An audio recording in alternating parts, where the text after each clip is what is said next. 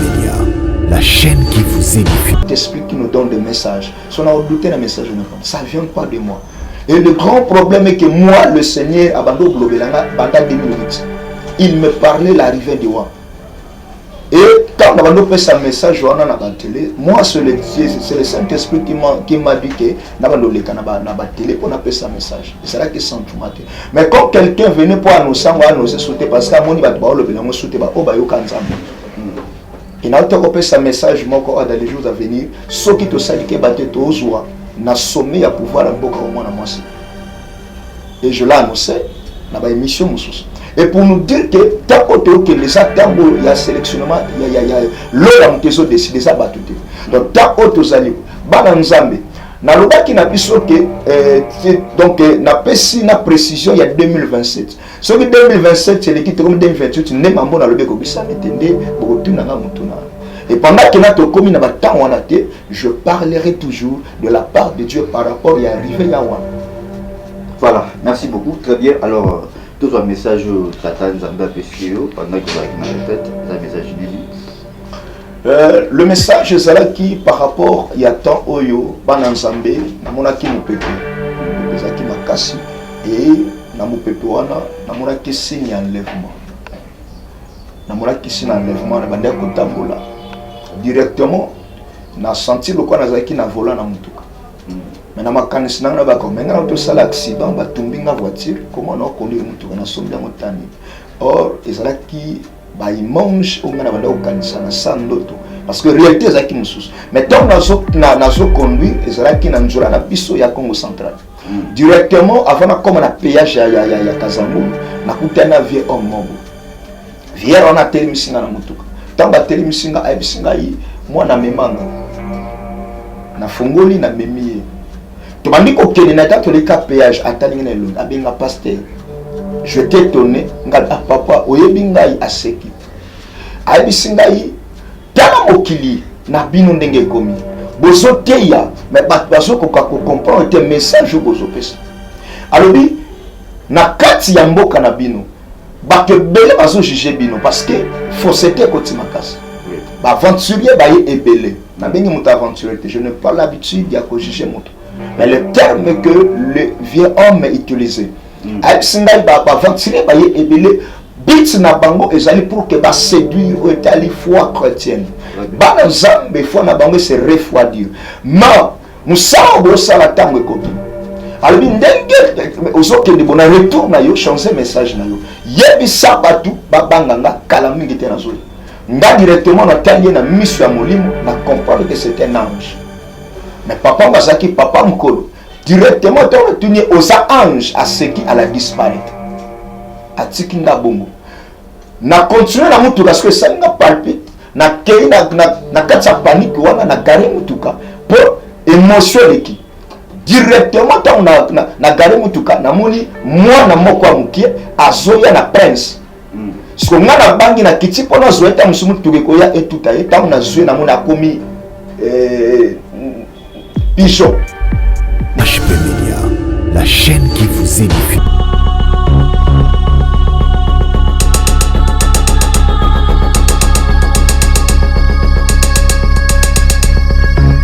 Voilà, shalom, bienvenue dans votre émission Parlement Céleste. Mesdames et messieurs, vous nous suivez partout dans le monde à travers cette chaîne HP Media. Je vous dis Mbote également à chrétien, et chrétien, de partout, là vous allez en tout cas, David Alobi, il renouvelle sa bonté chaque matin. En tout cas, ceux qui m'ont beaucoup, ceux qui m'ont pesa le coup, moi, et il faut à coloyer parce que si tu veux vivre la grâce, malgré ma bête, tout ça là, avant toujours et le mot. Voilà pourquoi David a piqué plus loin en puissance pour la Bolbaké. Il ne nous traite pas selon nos péchés et il ne nous punit pas selon nos iniquités. Et total à total en l'an 2022, un bateau de banane on a 2021, 2020, les lots, Bazarapi. Alors, ticket de Nzambe à Valokumu. Oui, je ne suis pas seul sur ce plateau, je suis avec l'homme de Dieu, le prophète Josué, Oazamonanda Kunakatia et HP Media au Bisonyoso. Toyebi déjà, avant de débuter dans le samedi, comme d'habitude, pour toi, Seigneur Jésus-Christ, le coup la maître est toujours au Tchaïli Bosso émission, tout pays dans papa parole, beauté l'homme de Dieu. Mbote garçon simple. On y retraite l'équipe bien. Oui, retraite l'équipe bien. C'était prévu na bimalo de samedi.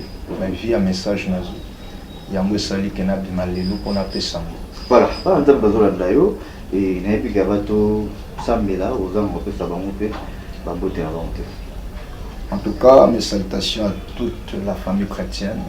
Là où nous sommes, que le Seigneur vous bénisse. Naebi que tozali bana tata moko na kati ya foi. Bisika tozali totanga ba kombo vraiment parce que tozali belé. Je vous salue au nom de Jésus-Christ partout tozali. Donc voilà. Voilà, Bible d'Alci Bisso en toutes choses, tout le Seigneur Jésus-Christ tout chahi à début à la alpha et voilà pourquoi tout Seigneur soyez tout bandana ensemble. Merci. Seigneur, merci pour nos moments favorables. Dans la Bible, l'homme ne peut pas le maître de son souffle et tu renouvelles ta bonté chaque matin. Seigneur, je le crois que vous avez la bonne santé, les angolus oyo salibiso. Yango totiki nzambe émission oyo entre deux cents Thomas. Tu as des téléspectateurs, des téléspectatrices ba kolanda biso bazala béni. Nous ce que confesser sur n'arrêter na honte et ça la détruit au nom puissant de Jésus-Christ de Nazareth. Sois le maître et attends comme la Bible dit. Mais ebandeli pe suka yonde kamba biso. Na kombo na Yesu Masiya de tobondeli. Amen. Amen. Merci, merci beaucoup et merci aussi pour votre fidélité et à travers l'émission au Parlement Céleste. Merci aussi pour nos conseils, pour nos messages.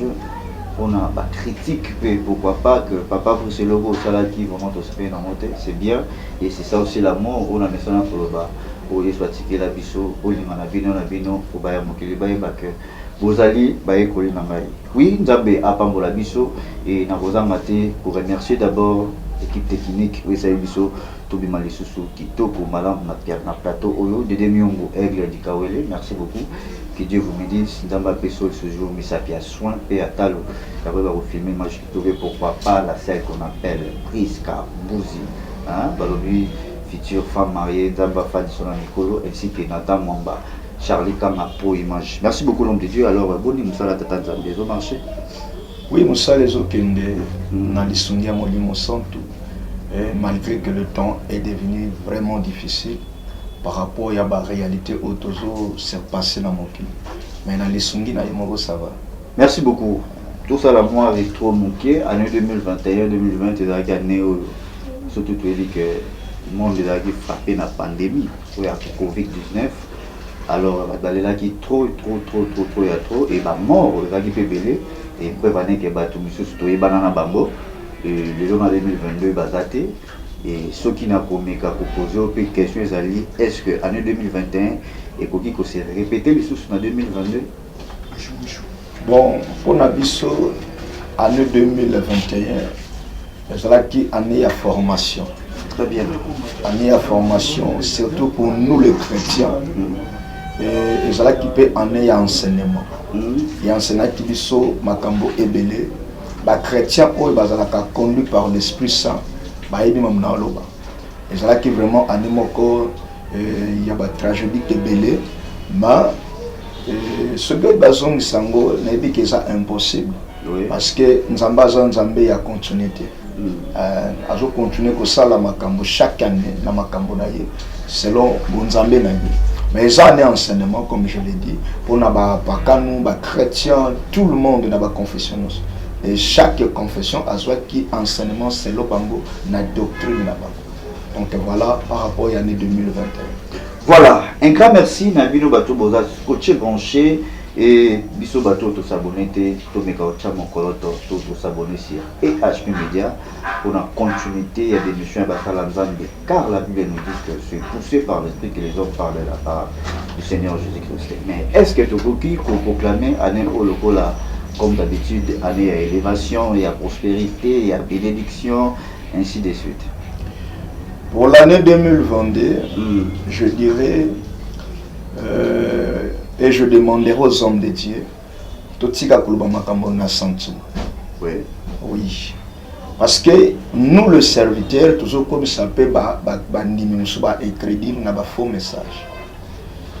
Moi, le Seigneur m'a dit personnellement que l'année 2020-2025 est une année Yakolela. Et ça va n'est pas mère.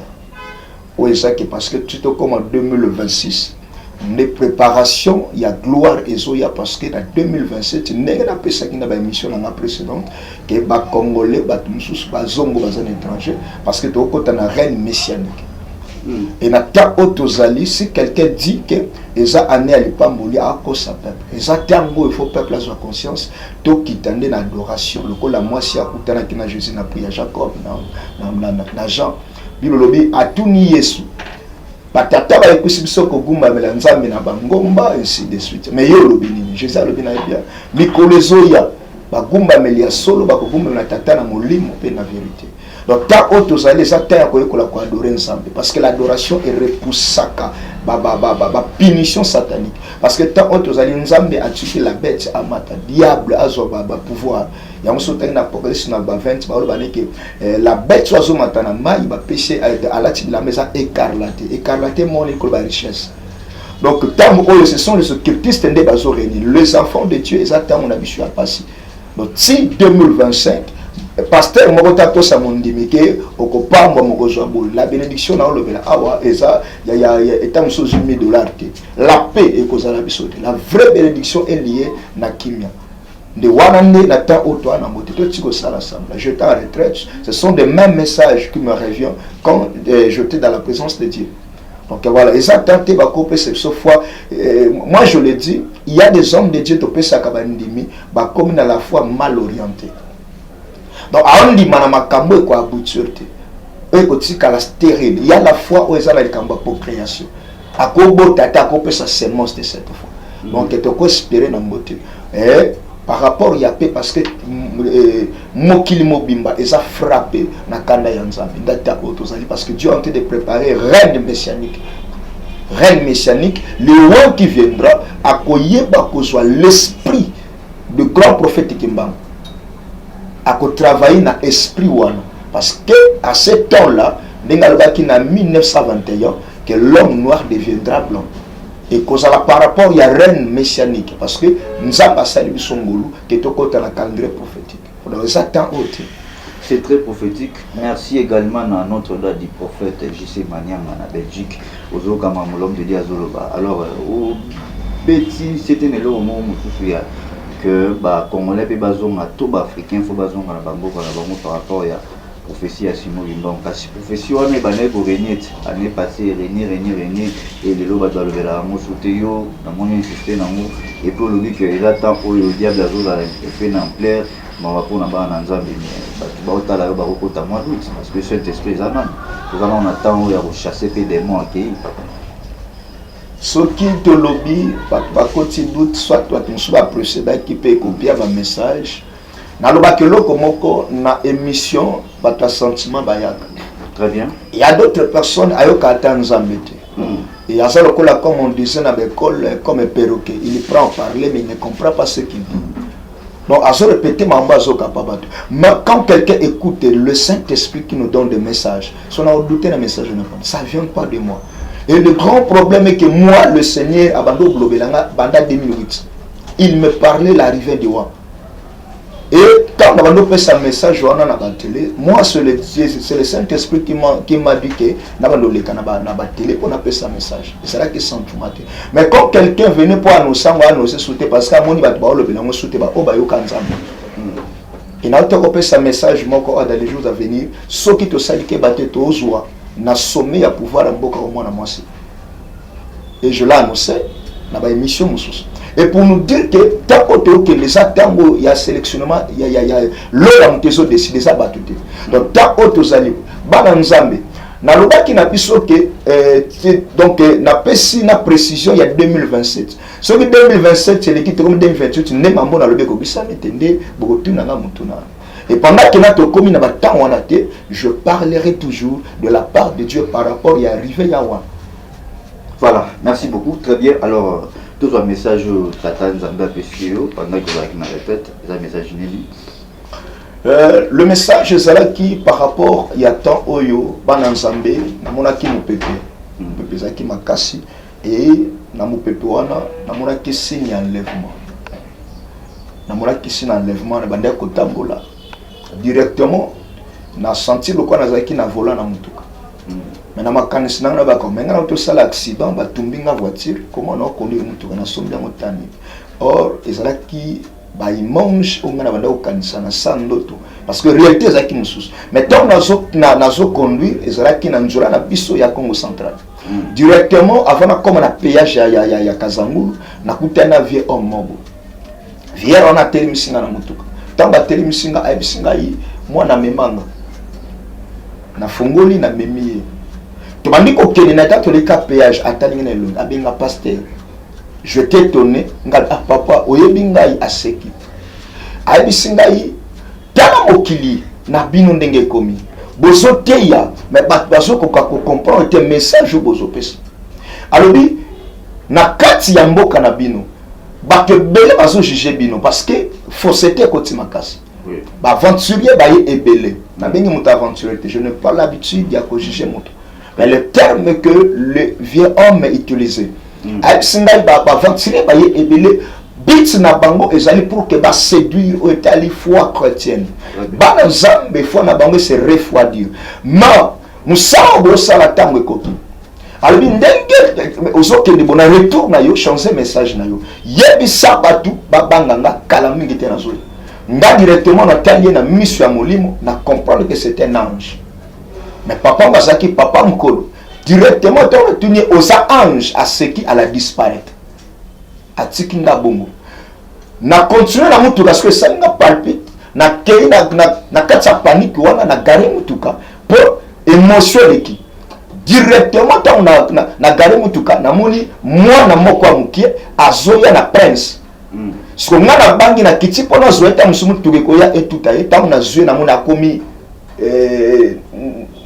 pigeon na maboko na tango mi pigeon abandon loba pigeon azoloba ayebi singai yebisa bana na ngai tango ekoki na yebisa ki bango na nzela basali mususu que bango ba accepter ko soit vaccin exactement ya séduction le diable aye a marketer batebele na prédira ki déjà na écriture mikolo koya batebele bakubwaka kondima nde yango eso salam et pourquoi bali koyoka ngate tango o satana ana posa amoni mikolo ne ko muki ana posa ke liye mote na enfer abiye bisa peuple na ngai bazongelanga ba oyo ba ko résister liboso ya ba pandémie oyo malgré ba insister que makambo nyonso wana o ba tseli bango ko somba ko matana mituka ko kendibo il faut ça na vaccin ba oyo ba ko résister so yango baza banonga na zo parler na marque wana c'est-à-dire les ali ba signe déjà oyo zo talisa parce que la bête a été déjà élevée ba comprendre tout ça na ba signe ebelé oyo zo annoncer la réveil à bête. La bête à cause de la relâcher après l'enlèvement. Mais la signe est palpable, c'est visible. Et les gens basent dans la confusion par rapport, il y a des signes où ils sont visibles aujourd'hui. Les gens pensent que Mamboto est ça plaisir normal. Et à bientôt là, le Seigneur, comme il est revenu dans la retraite, il Bill Gates. Bill Gates a ça assis ça. Homme a neutralisé les choses. Ce sont des choses qui ont été préparées. Et à revenir na ba konzi ya mokili ba président na biso a pesi bango mbongo pour que ba contre la carte naie parce que Bible lobi na biso ba sala impudicité yé azo représenté comme un homme et notre roi ba président na biso c'est comme des femmes ba sala impudicité yango moni que na président nyonso o déjà ça na monde na bango a pesa loi pe na mboka ne bazo vaccin et voilà na question tout na pour continuer. Voilà, merci beaucoup. Alors, Narolan Samanengo Lobito, vaccin ya COVID-19, et Zalipe, Monko, ya Bilembo, ya 666 ya marque de la bête. Omoni, dans ce c'est pas la carte ya Bible, Bible le ben abisonos, et le cas psychiatre, n'eng Ecclésiaste azoluba, il y a rien de nouveau sous le soleil. Très bien. O les salaki, yango ezoneka kozala toujours. Ce que t'as Apocalypse na Bible noa na 12. L'Apocalypse 12 D.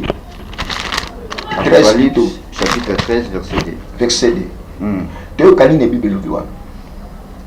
La bête que j'ai vue était semblable à un léopard. Okay. Ses pieds étaient comme ceux d'un ours et sa gueule comme une gueule de lion. Voilà. Et Abaso Banabiso Sokotali Ce que même dans les États-Unis, dans New York, comme on a na nation, basali il mange au balobé na Bible. Tant basu il mange wana batsango, c'est-à-dire azo ko annoncer les choses ce que la Bible a dit. Si comme on t'a ko bana biso que marque la bête na ne ko marquer et ko ça na marquer parce que l'église ça na mabele a contredit biso na image batambo, c'est l'image de la bête. Très bien. Parce que Bible le bini elongi na ye ezoko kanal yo patala bazen neza aigle ma connaît le la ox mais ce que talon déjà to bana dans ba na balance wana na image ba balancer biso et ce que ma connaît ça ox mais na victime c'est même ce que il cause la moitié na argile moitié cause la fer na argile ba sur ben sur cambo ya faiblesse na fer c'est la force donc après on a deux tendances. C'est comme ça comme faible parce que à qui qu'on marketé moutonno sauté. Il sera faible devant l'église. Il sera fort il bossa ya papa mu bato ba ndima o baza lokola moi si à l'autre ba ndima tika ba stati ya mungwa. Parce que bango basota la nini ke na poto to liaka ba hamburger na poto to lala na ba climatiseur na kishasa na bisuguna ce sont des femmes de l'autre ba boy ko bima na kata richesse parce que ba otala nini ba conditions de vie ce sont des femmes de l'autre ne ba lobi na bango awa na mukanda na Apocalypse 13 et l'image quand on dit l'image de la bête existe déjà. L'image ce n'est pas la réalité mais ça ombre ya moto. Na j'ai exemple ndeko briso so tambola vers 12h ce total na simano to comme na ombre na yo mais mutu mwaka ngweza te poser en réalité. Très bien. C'est l'homme. Et c'est lui-même avec l'image quand on dit l'image de la bête. Cela veut dire quoi? C'est son image parce que le vrai la bête c'est lui-même diable. C'est le diable. Donc la Bible est claire. Alors bina biso oza ni tabou ni complexe ni cachette na kati nango azo dévoiler makambo ezali. Donc voilà par rapport, il y a image à la bête, ou déjà tout ça dans mon ancien moqué. Voilà, merci, vous en avez raison parce que même encore le bas qui déjà que la bête de l'événement est là. Mais est-ce que tout le bas, tout le bas si besoin qui vaccin et à Covid-19, vous êtes trop tard pour Nabango? Le Seigneur a Zanzambé à grâce, mais il a deux conditions. La première condition est que la Bible n'a domaine à délivrance. Les gens partent sur le bas pour me la délivrer et c'est une prise à conscience. Très bien. Quand quelqu'un a eu conscience et à elle-même que l'Ikambo n'a sali na lingi souté, nous avons que ça l'a dégagé na kata malédiction. Mais mutu oyo azo qui vaccin na kata forcément à kozala na grâce. À trouver grâce. Mais mutu alali la muki na qu'ils ont vaccin volontairement. Ce sont des personnes oyo baza écartées. Donc porte ça il faut le fungamé là-bas. Genre il y a vaccin dans ma bé mon aucun cause. Ndebe ba autour ba moi salote. Ayebi ke ba ko ma sodom parce que ba vectir ba pas ange. Nous sommes des anges. Tant tozolo baké sort au milieu d'eux. Et au simba de qu'on a bangote c'est-à-dire les vaccins. Pour ça quand même Apocalypse 13 15. Ba zo ba biso li kambo ya domination ba pesier. En fait que a marketé ba habiter no so mokili. Ben ils ont deux places au Apocalypse il faut que tu la marque. Ba bi ça na mutu pesa na lobo. Ce ba ba so wa. Parce que nous est réservé pour la fin. Voilà, merci beaucoup. Nazo image moko et bon moto ça analyse nango nasima alors de demi on aigle du Kawele projecter les biso image les prophètes bishima to zango ta quelques minutes to gagner na le baki à propos ya vaccin. Suivez. HP Media, la chaîne qui vous édifie. Na pasteur a stroqué moi ensemble mais bon na kelo là. Profond. Si vous postez à tout le monde besoin de vaccin, n'a pasteur a stroqué moi ensemble mbongo. Au tenir ba mbongo ba comme dit ba $1400 pour l'autre na c'est lisum. Parce que pasteur kelo là yo ke lifi. Toute quelle distraction. Ba ensemble ba na protéger ba. Moi de 2022, pelle le message sur le bilan de Covid-19. Na rolobe nango le souté oh moi vous avez vaccin tu pas prendre les vaccins parce que le salut d'abord est individuel. Moi na vous fonction te que le nga on te ba tout répétez-vous car le royaume de Dieu est proche. Jésus est déjà à la porte. Où est sa fertilité? Yes makamo moi c'est tout ça vani. Ma musa tala qui parle mata été. Tout le monde a sentiment, tout le monde a distraction dans inutile. Comme la dimension que non, tout le monde a temps d'histoire. Bah serviteur à diable des rôles né avant papa. Diable a la prophétie moko longo la tena vini ezika na okende lifilo. Siko diable a raté prophétie de ko kisamaye moko.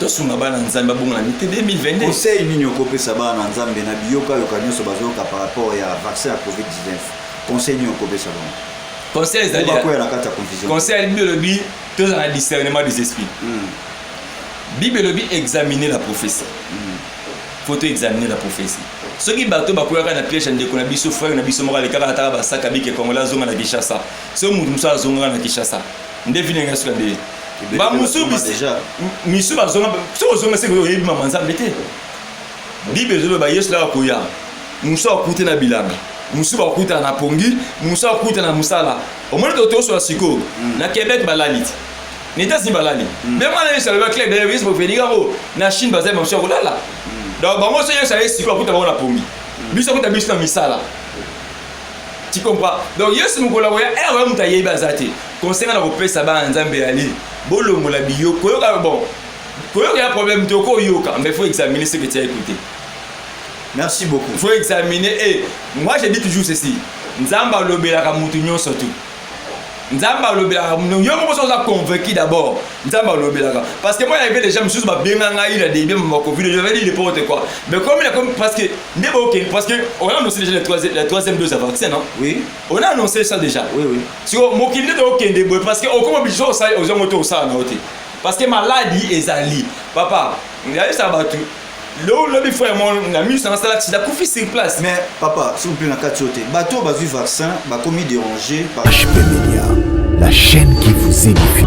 De retour sur ce plateau, l'homme de Dieu qui m'a ramené notre prophète Bishima au topé Simbote place Azali et moi contradiction par rapport à bateau ba qui vaccin, et moi l'a dit très bien que grâce à Nzambe les en assez Saint-Esprit église et maintenant on est ça dit Nzambe Jésus-Christ a venu en assez à tout le vaccin et tout est possible au qui peut à faire et toi le but que critères et à à l'eau là les gens raté dans toi du vaccin bon bah prophète au esprit carapace donc alors bien montrer au mawana ou l'andiamo alors analyse par rapport à l'obanaï.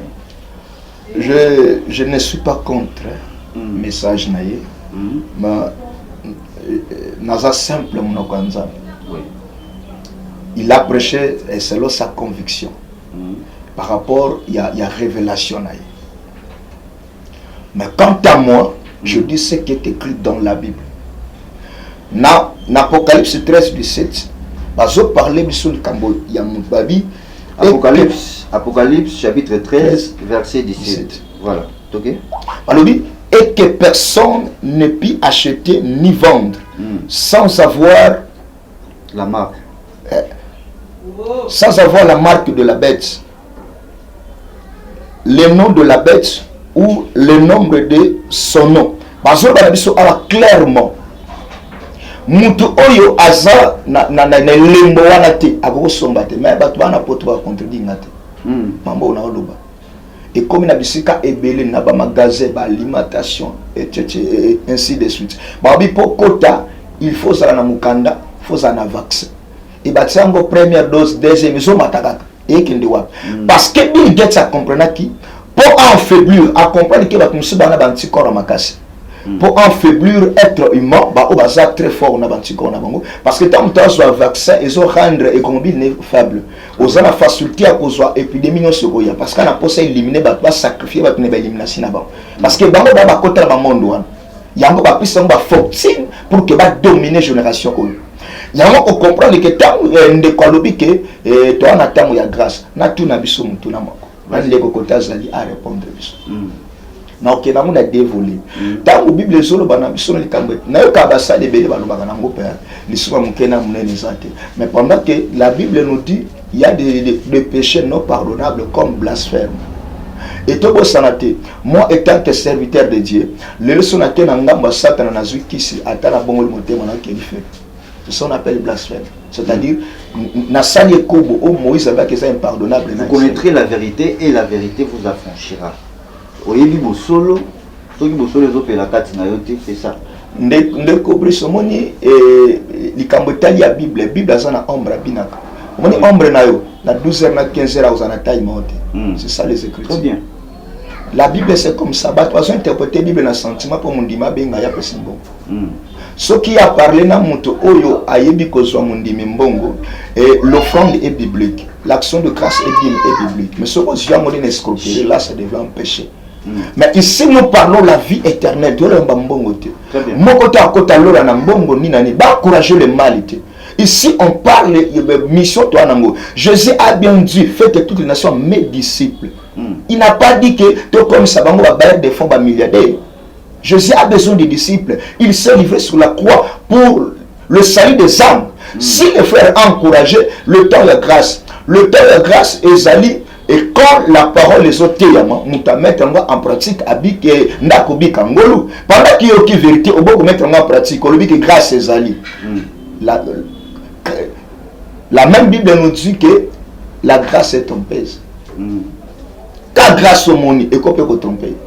Tu te crois ça, mais et même mieux que la Katalibouni parce que au salaire la mabé.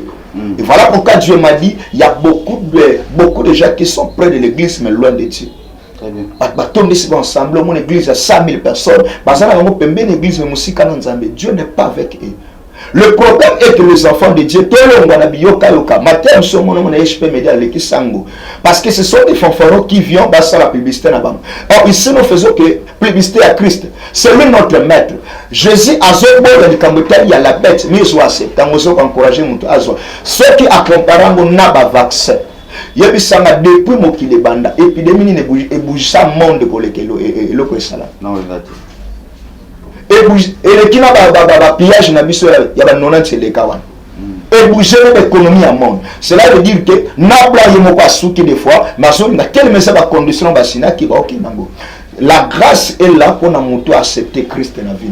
Très bien. Soko zala kindumba ava oyeba nzambe tango yo kinzambe ondimi grâce e kolongola masumu. Toko sa grâce tena potopoto.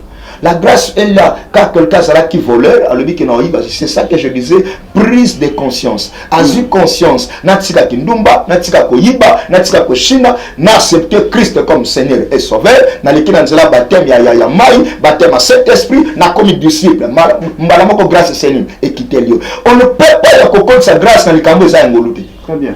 Ça, ce sont des bêtises. Et voilà pourquoi il est condamné, parce que la langue maté à l'okuta. Oh, Bible le dit que la juge sévèrement. Nous, les prédicateurs, sont disant. Parce que tout le monde, ce peuple est belé. Je dirais à mon frère à se repentir par rapport à message. Prophète Bishima. Oui, à se repentir. Parce qu'il a menti au nom de la grâce. La grâce est sainte. On ne peut pas y avoir ça, on a qu'à potopoto. Dieu parle ici, ce n'est pas moi qui parle, mais c'est les Écritures. Même sur le télé, l'Apocalypse 14, comment on a toujours parlé de Songo. Au côté de la mission de Bobis, Apocalypse 14. Apocalypse 14, verset 9. Bien aimé Jean Zorobana, il a Patmos.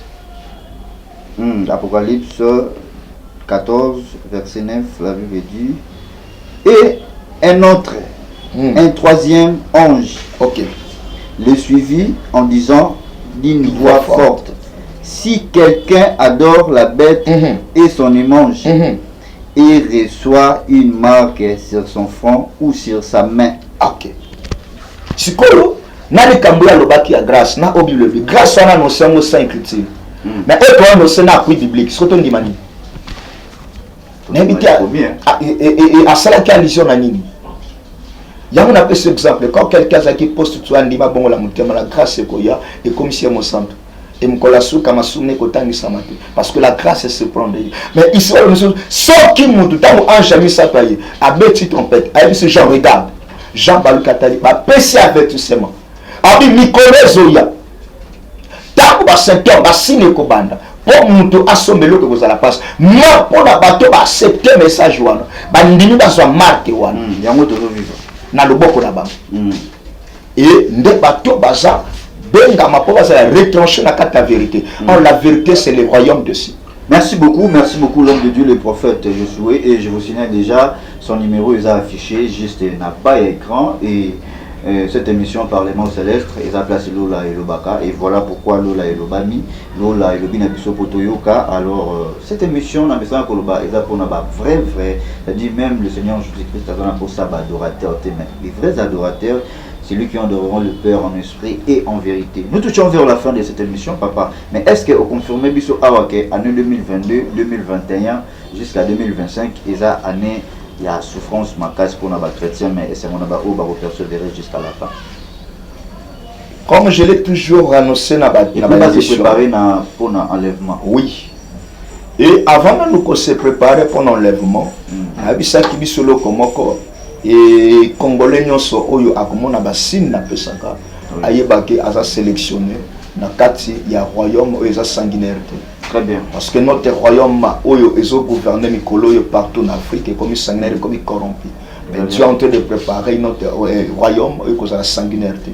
Voilà pourquoi nous annonçons qu'il avant fin 2007, les Congolais Bozonga. Ceux qui ont tonga tous en découvert comment on a théâtre parce que na banda na botama na mela na masangate ni diamba pona benda mushora bana kulika pona teya. Très bien. Je t'ai consacré de le ventre de ma mère et tu n'as awa je suis ivre du Saint-Esprit na outu retraite na ngomba ya lusizila soko tuni ba mama Dorcas ba frère Stras ba yebi la sœur Cynthia je vous salue à passant et ba yebi isika na outu na lusizila na apesa message ko ya kolobake ane oyo mon frère Joseph Kozela ke on a une bénédiction aux négatifs pour un pasteur. La vraie bénédiction est ici, répands-toi.